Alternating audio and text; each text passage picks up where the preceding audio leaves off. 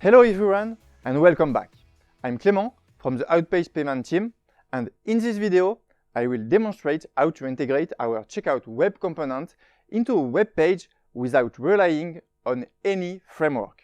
Yes, you heard us right. Our components can be seamlessly integrated into a page using only HTML, CSS, and JavaScript.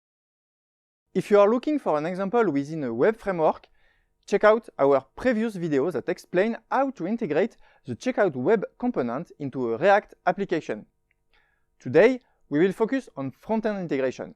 We will assume you're already familiar with generating a checkout session and have your payment page ID ready to go. We will cover the basic functionalities in this tutorial for a general understanding.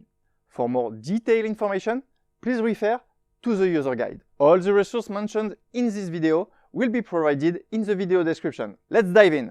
We are starting from scratch by creating a single HTML file with just the essentials. First up, we need to include the SDK files. Add the necessary scripts and CSS to your web page, replacing SDK version with your preferred SDK version. For this demo, we'll be using 4.0.0. Next, replace the checksum with the one found in the manifest.json file.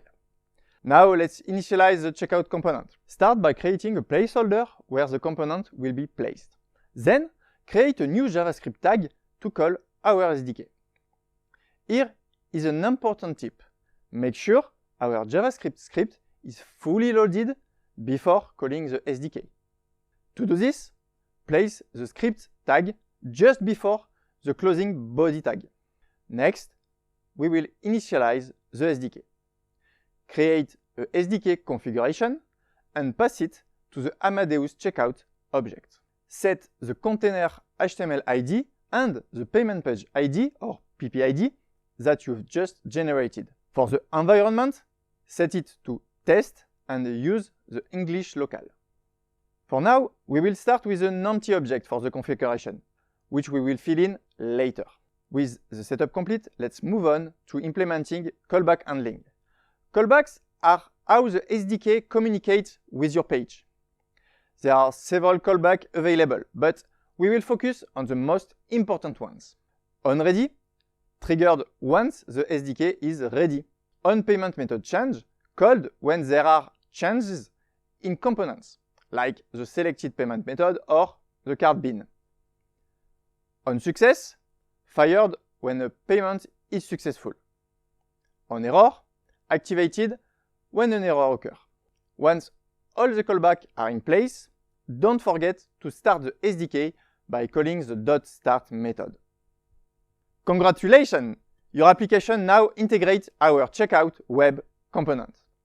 Now that the components are integrated, you might be wondering, how can users make payments? To enable payments, you will need to add a pay button. Let's add this button and style it to make it more visible. Keep in mind that the button might appear before the checkout component is fully displayed. To avoid this, you should only show the pay button once the SDK is loaded. There are several ways to do this. I will demonstrate one technique, but feel free to use whatever works the best for you. In this case, I will use CSS to hide the button initially and then display it once the SDK is fully loaded using the callback onReady. Now, let's initiate the payment when the pay button is clicked. Call the .pay method on the checkout object. If any input fields are left empty, the SDK will display a validation error. Let's enter some test card details and proceed with the payment. As you can see, the payment is successful. You've successfully integrated our web component into your HTML page. Great job! Now, take some time to explore the full documentation and customize your page and create an exceptional experience for your client. In the next episode, I'll show you a slightly different integration mode, the brick mode, featuring the Apple Pay payment method. Thanks for watching, and I'll see you next time.